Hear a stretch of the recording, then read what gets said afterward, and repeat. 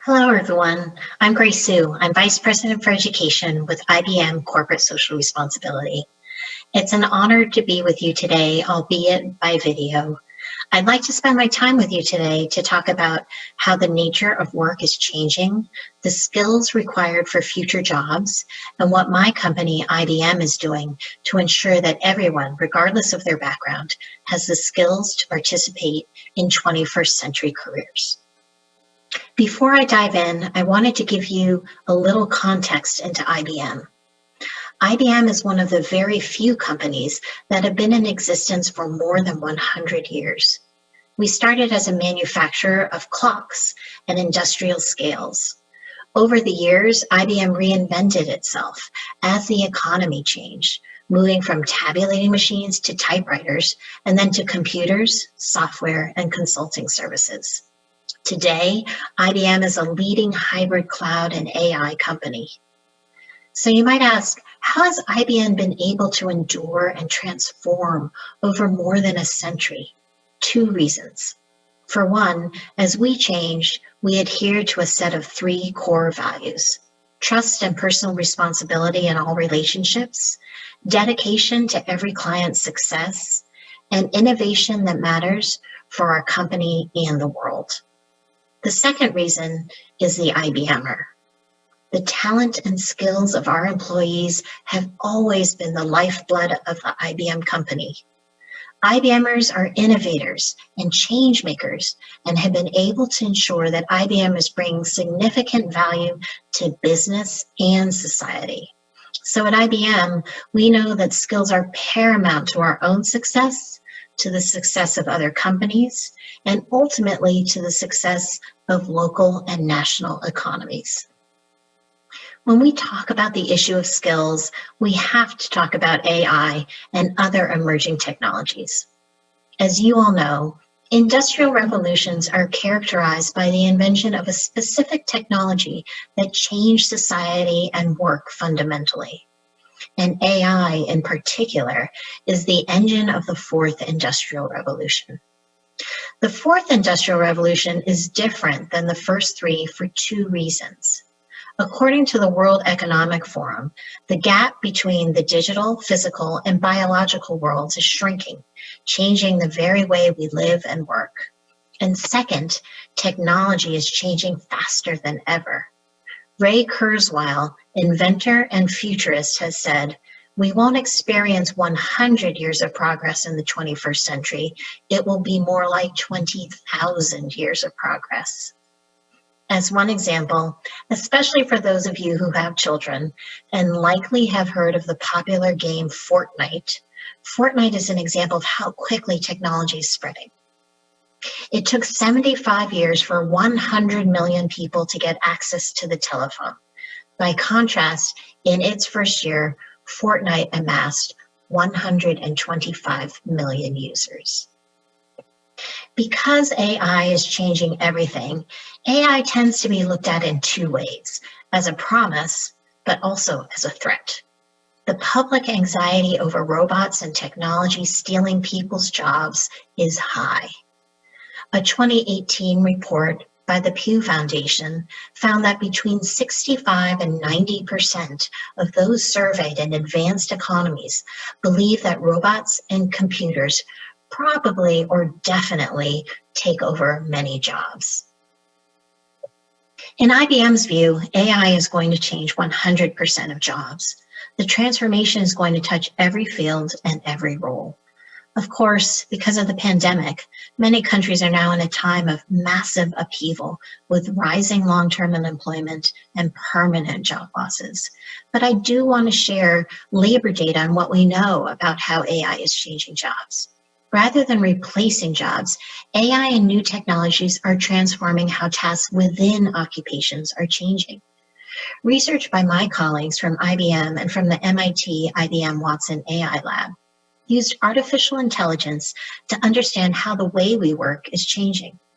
IBM and MIT research examined 170 million US online job postings provided by Burning Glass Technologies over 7 years, from 2010 to 2017, to examine shifts in specific job tasks across occupations, wage ranges, and industries.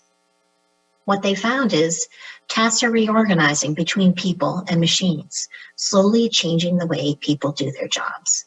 While most occupations in most industries have some tasks that are suitable for machines, few, if any, have all tasks that will be replaced by machine learning. Routine tasks such as scheduling or customer care are more suitable for machines, and non-routine cognitive tasks like designing or communications are more suitable for people. Research also found that not all tasks are compensated equally. As technology reduces costs for one task, the value of performance in the remaining tasks that make up an occupation increases. So as tasks are redistributed between people and machines, the value of the skills people have increases. The idea is that everyone becomes more experienced and productive with better tools. It's humans plus machines, not humans versus machines. So what does this all mean for learning and education? Clearly, we need to focus more than ever on skills in this new technological era. For adults, we're moving into an era where learning will never stop. As individuals, it's more important than ever that we reinvent ourselves with new skills to match the ways technology changes how we work. For teachers, ensuring that all students have foundational skills in core academic areas remains critical. Mathematics, for example, is the language of science, and that, of course, includes computer science and AI as a subdiscipline within that. For students, the message is that if you want to participate in some of the most exciting cutting-edge opportunities, whether as a robotic scientist, a creator of games, or as a data scientist, building your academic and technical skills is key. But that's not all. Academic skills are not the only skills that are important in the future of work. When you think about the skills that matter most, they are increasingly focused on a set of workplace or professional skills. In 2016, IBM published a report on global skills and found that executives placed a high value on digital skills. In fact, the report indicated that 6 in 10 cited fundamental and advanced technical capabilities in math, science, and computing as their most sought-after workforce capabilities. Our latest research reveals that a shift is occurring. Executives' views regarding the priorities of skills have shifted from digital and technical to behavioral. In 2018, professional skills dominated the top 4 core competencies.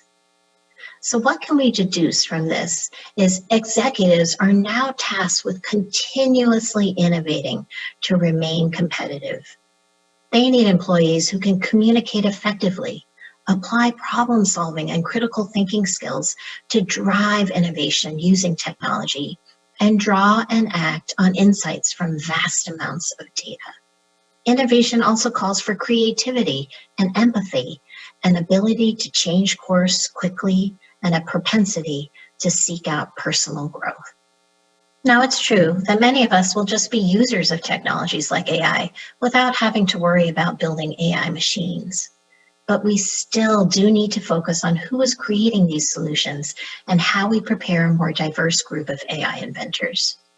At its best, AI has the power to drive social good and solve some of humanity's most pervasive problems.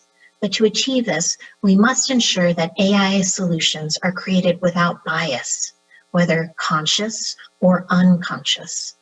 It's critical that women and people of color have an equal role in the development of AI solutions to weed out discrimination and bias and to focus on solutions that matter to and address the needs of all people.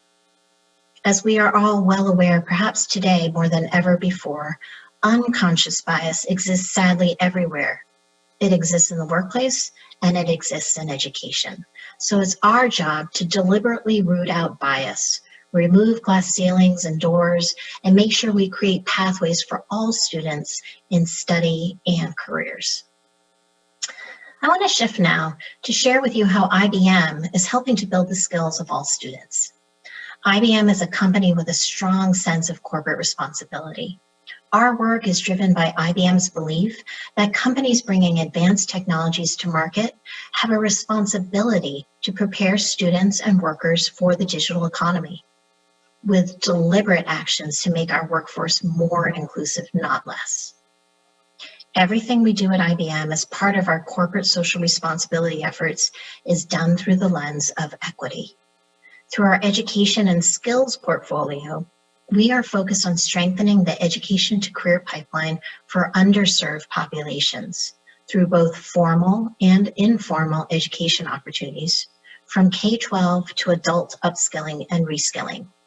Our vision is that all people, especially those from the most vulnerable backgrounds, will have the opportunity to go to a great school, earn skills and credentials that are relevant and valued in today's economy, and become future leaders and innovators. In our efforts, we integrate IBM technology, resources, and people. We ground our work in public-private partnerships, marrying our expertise with the expertise of educators, policymakers, and community leaders to achieve the most impactful results. We are bold and ambitious in our work. We are working to change education systems and policies that benefit the most people as possible over a sustained period of time. At IBM, we increasingly see the jobs of the 21st century as neither blue collar nor white collar, but new collar. That is, jobs that require more than a high school diploma, but not necessarily a 4-year degree. Some of the technology industry's fastest growing fields are new collar fields, including careers in cybersecurity, cloud computing, digital design, and AI. As the nature of work is changing and skill needs are changing, we believe school needs to change as well. I want to share with you an initiative that IBM has been working on to change high school education, the PTech School model. We launched PTech in 2011 with the New York City Department of Education, the City University of New York, and IBM. We designed PTech to fill skills gaps in the economy and to break the cycle of poverty by bridging the gap between high school, community college, and industry. The model spans grades 9 through 14, enabling students to earn both their high school diploma and industry-recognized 2-year degree. Students also participate in rich workplace experiences, including mentorship and paid internships. We created PTech for 2 reasons. The first is many businesses were not finding the talent they needed, and as a result, many well-paying job opportunities were going unfilled. Second, for far too many young people, the steps from high school to college to career are not always clear and not always supported. As a result, students drop out as they make their way across the siloed system. As architects at PTech, we developed a set of 6 design principles that together address the challenges, providing a seamless and supported pathway for students as they make their way along the education to career continuum. The first design principle is partnership. Public-private partnership is one of the most powerful forces for change. PTech raises the stakes on these partnerships by asking high school, community college, and industry to eliminate the artificial barriers that separate them, come together as equal partners, and provide their unique expertise to ensure that all students attain a college degree and emerge ready with the academic, technical, and professional skills required for careers or more study. The second design principle is integrated coursework. PTech integrates high school and community college coursework, leading to an industry-recognized degree. Students have the opportunity to take college classes as soon as they're ready, meaning that they take high school and college coursework at the same time. This is important because students who are least likely to complete a college degree are those who benefit the most from early and engaging college experiences.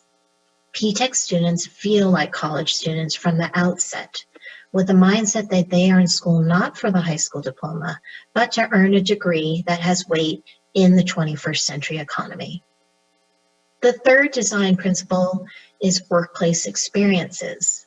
There is no better way to prepare students for real jobs than by giving them rich workplace experiences. PTech schools help students understand the connection between what they're learning in school and the real-world expectations of work. We expose students to careers through mentoring, site visits, job shadowing, and then give them the opportunity to apply their skills through paid internships. The fourth design principle is open enrollment. PTech schools are designed to create a more inclusive economy and thus have a deliberate focus on underserved youth with no testing or grade requirements for admission. While some students may arrive behind grade level, all adults in PTech schools believe that every child can attain their degree and master the skills for success in career and life. The fifth design principle is cost. For far too many families, the cost of paying for college is a significant obstacle. When students and families do not need to worry about how they are going to pay for their education, they can have a laser-like focus on study and completion. The sixth and final design principle is first in line. First in line for jobs motivates students. While not a guarantee of a job, it does mean that industry partners are committing to interview graduates for appropriate jobs. It's an opportunity for a young person to showcase their skills beyond their resume. What started in 2011 with one school has taken root in more than 250 schools across 28 countries and regions, including, I am proud to say, Korea. This is not just an IBM initiative. To enable broad-scale change, more than 600 businesses, many working together in consortiums, are serving as lead industry partners. This level of participation demonstrates that businesses understand that they need to be involved at the ground level to nurture future talent. A significant reason for the rapid expansion of PTech globally is because of the significant early results the model has realized in raising college graduation rates and building diverse talent for jobs. To date, the PTech schools that IBM has led have had close to 400 graduates, some of whom have completed their 6-year program in as little as 3.5 years. The graduation rate for the first cohort of PTech students who earned associate's degrees in computer information systems or electromechanical engineering technology is more than 4 times the US on-time community college graduation rate and 5 times the rate for low-income students. The vast majority of graduates are pursuing their 4-year degrees. From the IBM schools, more than 60 graduates are now working at IBM. And the majority of these IBMers are attending college at the same time. Our goal is to see the model available to more students across the globe, enveloping more industry partners. IBM is committed to expanding the model, working collaboratively with ministries of education to ensure that the model is implemented with fidelity and long-term sustainability. To reach an even greater number of students, IBM and its industry partners have created Open PTech to bring learning to a global audience of students ages 14 to 20.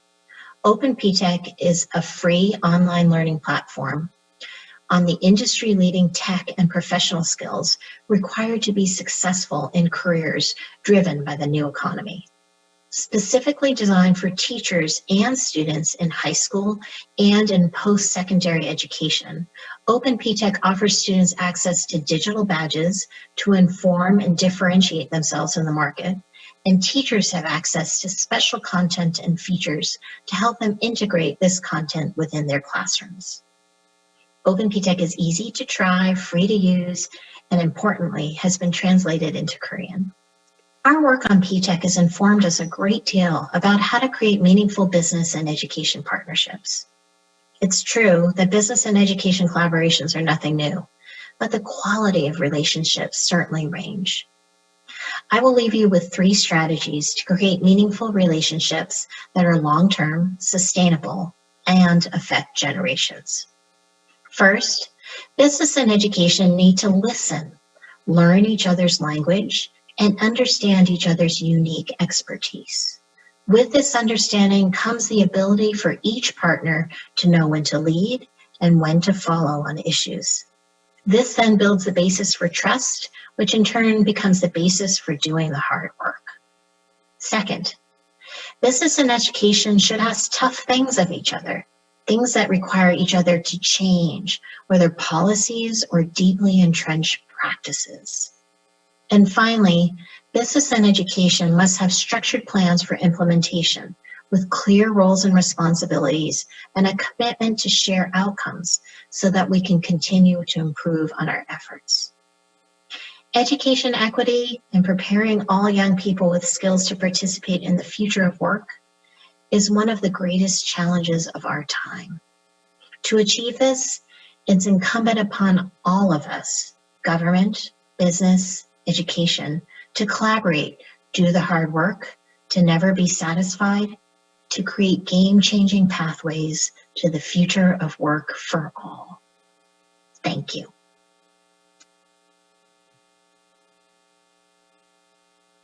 네.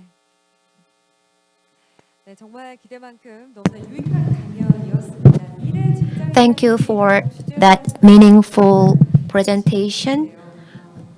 The topic was quite interesting and meaningful. She is the Vice President of Education from IBM, and I was very much touched by her insightful presentation, and I now have a lot of interest in this PTech. I knew about PTech schools, and I know that many of you in Korea were very interested in PTech. So we have given her some questions regarding PTech. So we can now watch the video together to hear her answers. Questions and answers. The first question is, what kind of subjects do you have at PTech? Would you please explain the overall education curriculum of PTech? Does PTech have their own textbooks? Great questions. Students take all the required coursework to earn their high school diploma and their college degree. So the specific subjects vary by local education systems, but students are taking a comprehensive and well-rounded set of courses, including history, science, and what we call in the United States, English language arts.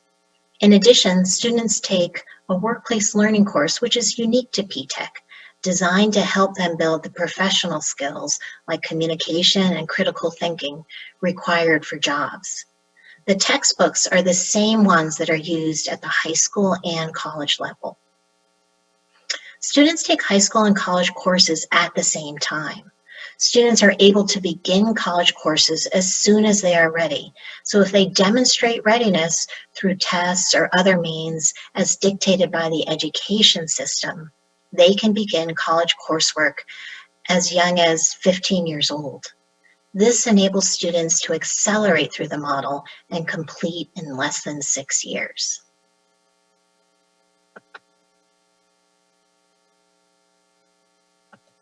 Next question. It can be difficult to teach related subjects as AI and big data to high school students. Are there specific courses or programs that help the teachers to level those subjects to the students? Another great question. I talked earlier about Open PTech, and Open PTech is a great resource for teaching students about emerging tech like AI, big data, and cybersecurity.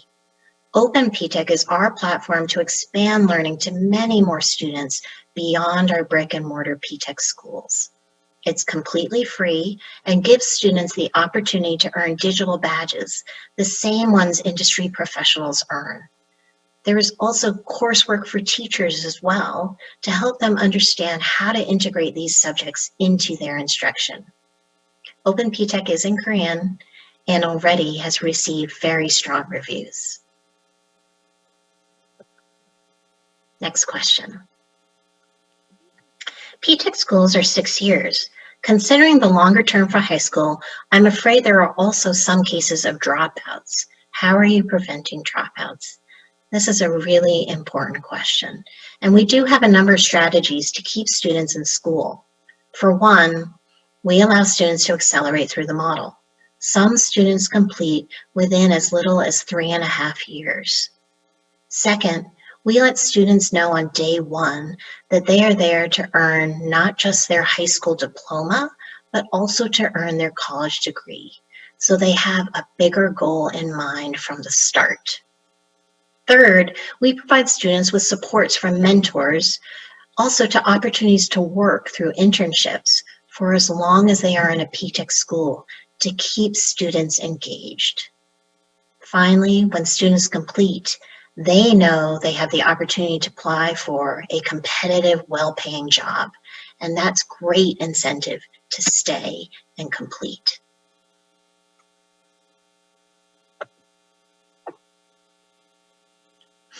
Next question. Currently, PTech schools are located in different countries. It seems like each PTech school has different curriculum depending on the location of the school. Please tell us how it works. So this is true and goes back to the fact that local education systems define the required high school courses and required college courses to earn their recognized industry degree. The local industry partner also plays a big role here. The local industry partner articulates the skills needed for jobs with an eye toward future skill needs. They share those skills with educators to ensure that the college degree maps to the skills required.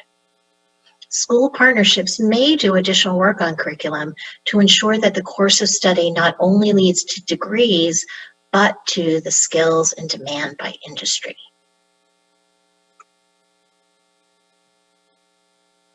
Next question. How is apprenticeship applied in PTech? We know that opportunities for our young people to work are one of the most important parts of PTech. We know that one work opportunity leads to another as students build their skills and also as they build their professional networks. Every student at PTech is eligible for a 6 to 8 week paid internship. Upon graduation from PTech, students can apply for apprenticeships, which are longer, as long as 2 years, and they're paid opportunities to further train for competitive, well-paying jobs. In fact, we have graduates who are now in IBM apprenticeships in areas like cybersecurity and data science.